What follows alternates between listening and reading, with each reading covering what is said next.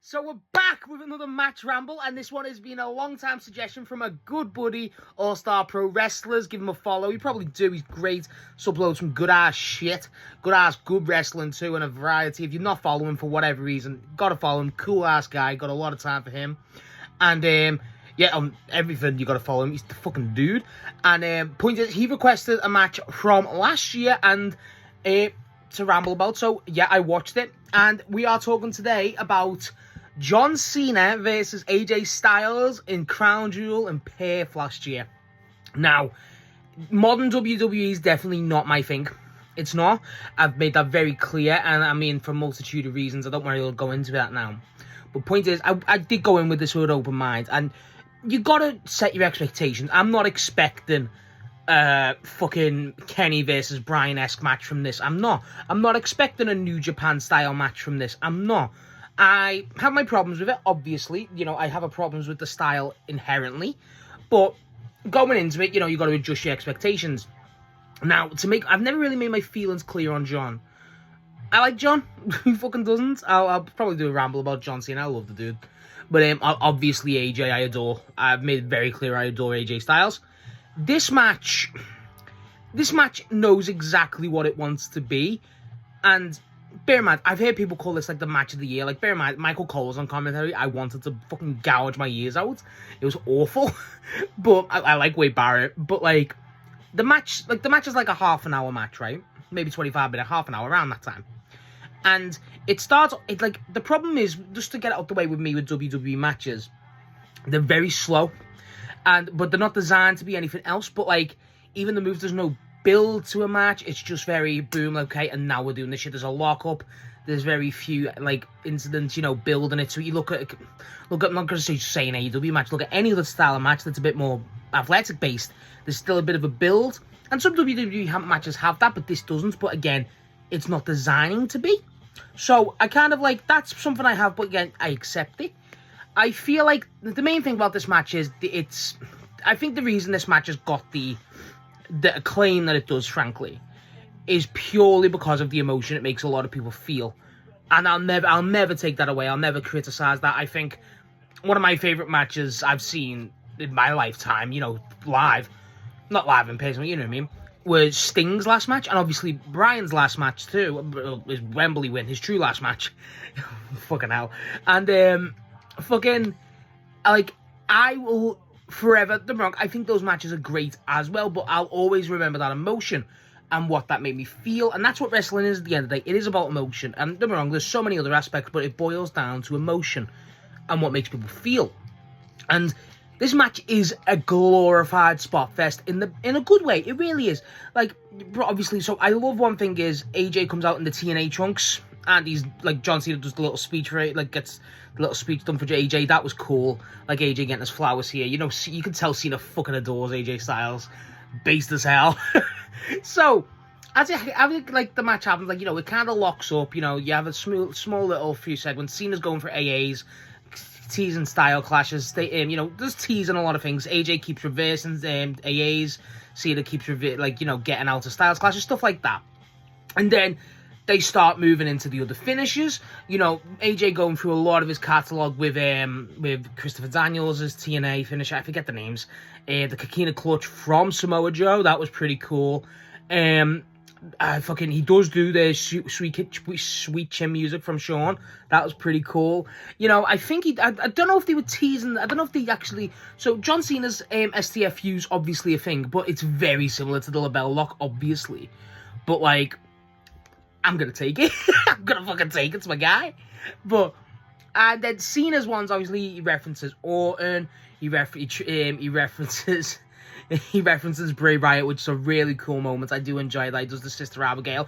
That move as well, by the way, how he catches that's really cool. He catches it and then does, you know what I mean? He catches AJ out of I think that's out of just a basic fucking shooting, not shooting stars press, but you know what I mean? Like, the athleticism that's shown is excellent. It really is.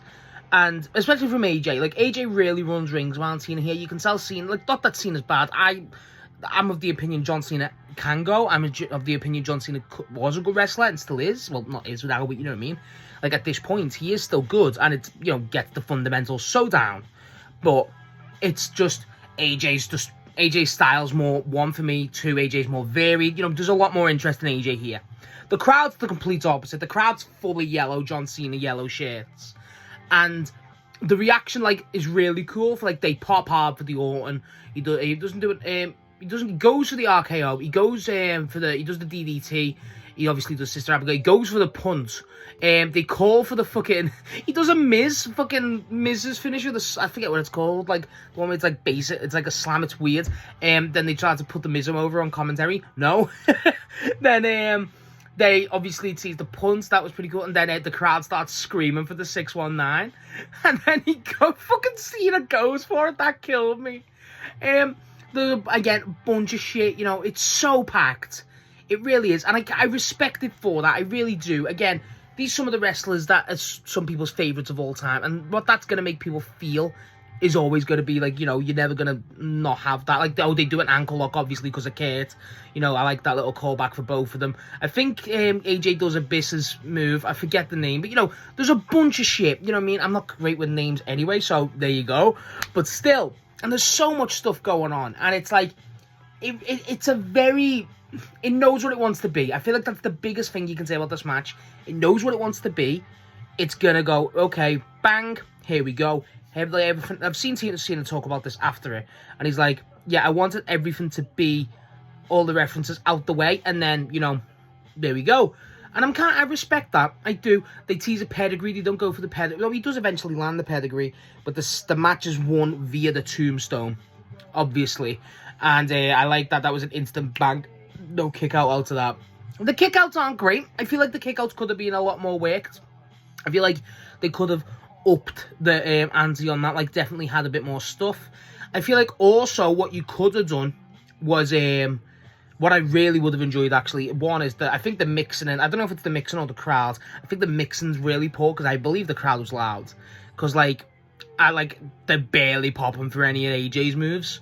Like, bro, they were doing, like, they first done it, I forget what movie did first for the TNA guys, and there's, like, these three people, like, you could hear them in the broadcast, and they're going, we want 6 sides. That fucking popped me. I was like, that's hilarious.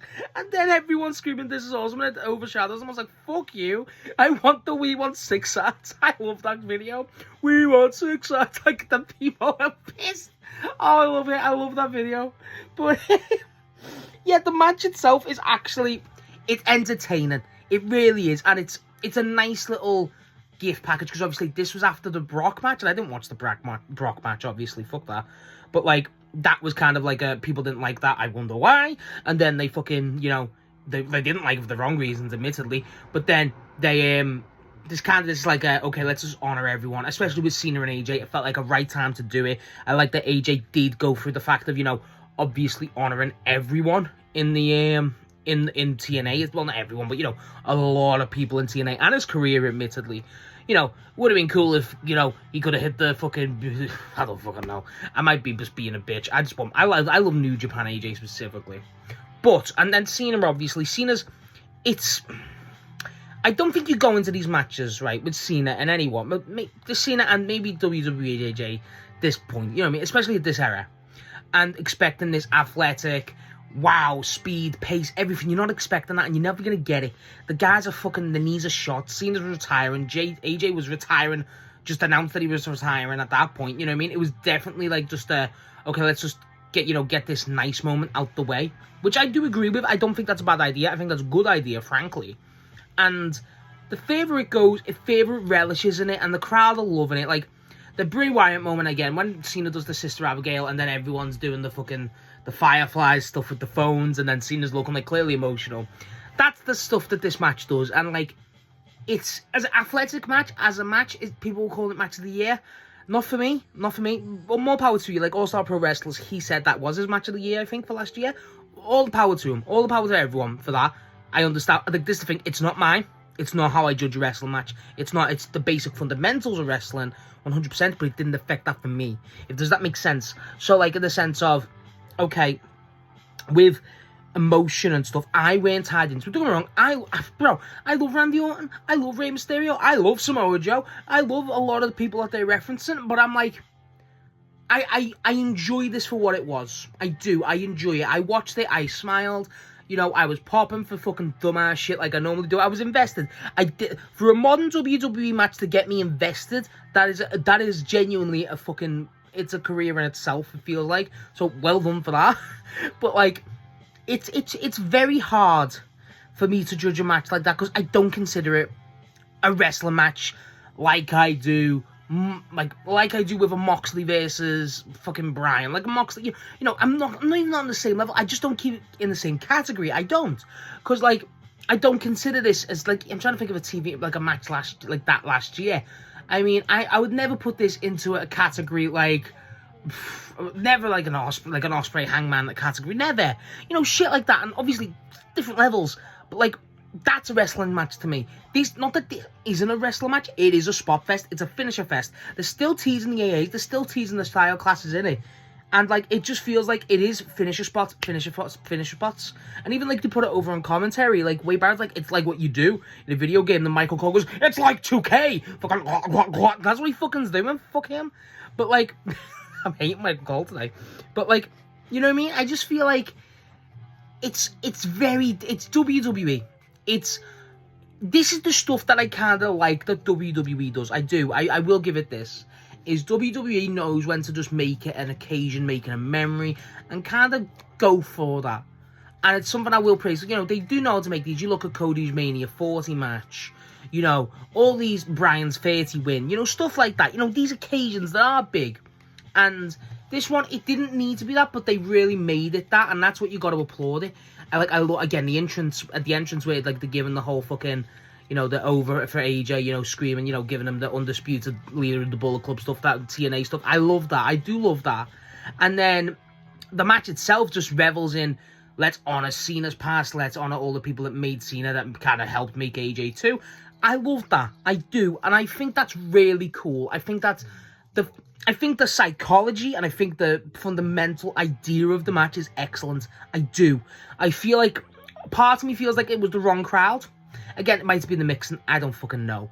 But it might have been that because I feel like, not to sound like biased or anything on it, if you do that match in any other company, invoking these other wrestlers, especially the ones AJ are doing, the pops are huge. Bro, you get AJ Styles doing like a Kina clutch in like AEW, the crowd's gonna lose its shit. And obviously, you could have done, I wish they did a lot more. Obviously, seeing AJ hit a fucking, you know, one-winged angel would have been pretty cool. Not Jade Cargill.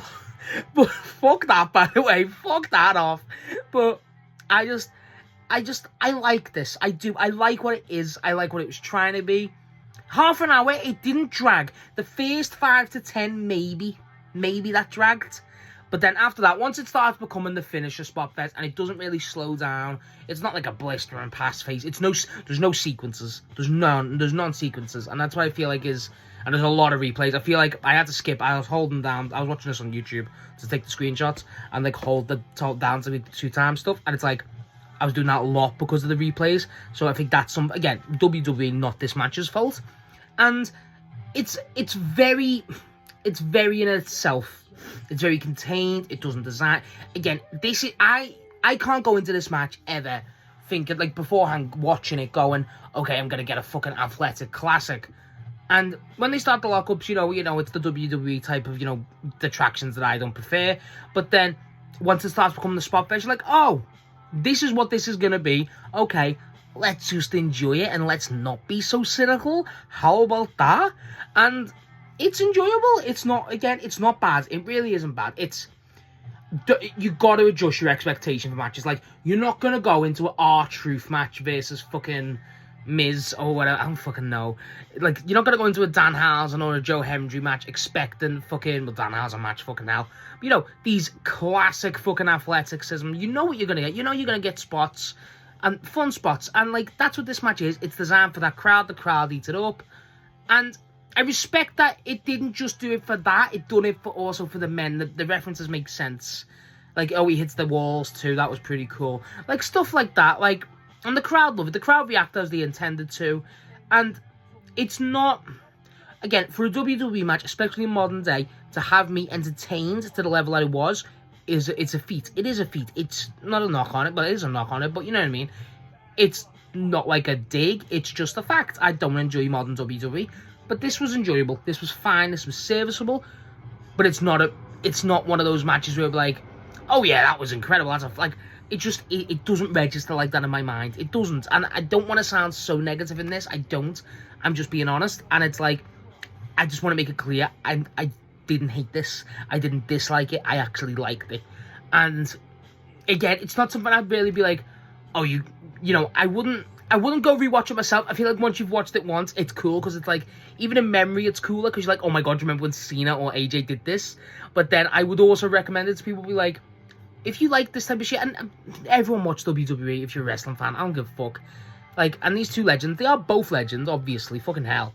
And I would recommend this. I would. For fans of either, I wouldn't recommend this to an average Joe who doesn't like, you know, wrestling. I would recommend this to someone who's a fan of John or a fan of AJ, and just go. That's what I'd do. I wouldn't recommend this as like, oh my god, you gotta see this. But I'd go, hey, do you like AJ? Watch that. You know what I mean? That's what I don't want to sound, again, I'm really sorry if I'm sounding negative here. I don't mean to, but I enjoyed it. I just think it's hard to gauge in my brain, but I enjoyed it. I did enjoy it. I don't want to give it a score, but point is, I enjoyed it. It was a really good suggestion. I like this a lot. Not a lot, but I liked it. So yeah, that was my thoughts on Cena and AJ's match at Crown Jewel. Let me know your thoughts. Obviously, thank you again to All Star Pro Wrestlers. I'll be at him here. You know, he's the man. Follow that guy. Cool ass fucker. And yeah, if you guys have got any suggestions, let me know. Please don't spam it with modern WWE. Please, because there will be a point where I go, no. There will be a point where I go, I'm not watching that.